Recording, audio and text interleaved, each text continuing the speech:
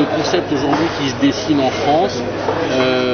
On a ceux qui font des associations de produits. Alors, par exemple, dans la restauration rapide, on a Burger and Wine qui à Lyon associe le burger et le vin dans la restauration rapide. Et puis on a dans le service à table un concept comme le 110 de Taïwan, qui a vraiment un ticket moyen très très élevé, où l'axe est surtout un programme culinaire très court avec une association de 110 verres de vin sur ce programme. L'association donc de produits entre mets et vin plutôt, mais on peut imaginer d'autres associations intéressantes. La deuxième grande thématique d'évolution de concept, c'est le côté nostalgique. Alors, dans la restauration rapide, on a un concept comme HD Diner, années 50 États-Unis, Merci Jérôme, les années 60-70 France, ou par exemple la nostalgie produit avec le grand retour du croque-monsieur, par exemple, dans la restauration rapide. Et puis dans le service à table, on a des concepts comme l'épicerie à Rennes, qui est plutôt dans les années 40-50, en mêlant bien l'épicerie et le service à table. Et puis on a un concept également années 50, comme Tommy's Diner à Toulouse, qui là nous remet dans une ambiance des années 50. La troisième grande tendance, et on le sent depuis un petit moment, c'est le grand retour du produit de qualité. Dans la restauration rapide, ceux qui font du bagel par exemple le font devant le client, un produit de haute qualité avec un pain de haute qualité, des ingrédients de haute qualité. Dans le poulet, on a un concept comme Lucien et la Cocotte Compagnie à Lyon qui, à partir d'un poulet bien cuisiné, le met dans des cocottes en dur. Enfin bref, c'est quelque chose de très très bien travaillé où le produit est en valeur. Et puis dans la restauration avec service à table, on a le ceviche qui est arrivé, où vraiment c'est la star de l'assiette. La pizza très haut de gamme avec des concepts comme pizza chic et Grazier qui valorisent la pizza.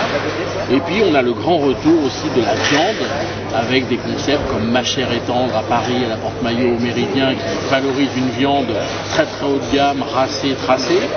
Et puis des concepts comme Buffalo Grill qui commencent à se modifier tout doucement et à s'ouvrir vers une notion de steakhouse qui est vraiment la maison de la viande si on fait de la traduction littérale. La quatrième grande tendance, c'est une tendance également très très forte, c'est le minute, le fait devant le client, la transparence, la sincérité. Dans la restauration avec service à table, c'est toute cette vague de bistronomie, où on se demande d'ailleurs si la salle n'est pas dans la cuisine ou si on ne cuisine pas dans la salle. Tout ça est mélangé et c'est une transparence totale au niveau du client. Et au niveau de la restauration rapide, il y a de plus en plus de concepts aujourd'hui qui fabriquent en direct live ce que le consommateur a commandé sous ses yeux, et ce qui veut dire que le produit qu'ils achètent, le produit qu'ils vont consommer, c'est vraiment le produit qu'on a fabriqué et assemblé spécialement pour eux. Et puis il y a une autre grande tendance qui est très intéressante, c'est ceux qui innovent ou ceux qui cassent les codes. Alors je cite un concept comme Slice par exemple, qui lui, au lieu de vendre de la pizza à la part, la pizza au pois ou la pizza ronde classique, eh ben, ils vendent la pizza au mètre. Donc ils cassent les codes. Dans la restauration rapide, on a ceux qui cassent les codes avec les contenants. Alors évidemment, on a entendu parler des cocos, on parle des verrines, des box, des bento, bref, on innove dans les contenants. Mais dans le service à table, la nappe n'est plus un code automatiquement à préserver.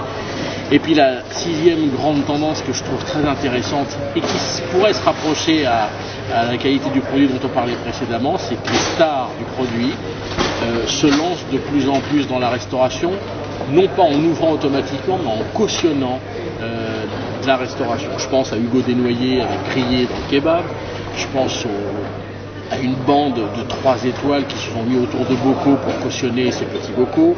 Je pense à Le Bourdonnais qui cautionne la viande chez Blend, et on voit même à Angers un étoilé Michelin qui commence à cautionner un truck. Enfin bref, je trouve qu'il y a des stars du produit qui s'investissent de plus en plus dans la restauration et qui la cautionnent, et je me demande si demain des stars du pain, des stars du fromage, des stars de la charcuterie ne pourraient pas également continuer à cautionner. Et tout ça va dans le bon sens de la qualité qui monte, la montée en gamme de la restauration en France.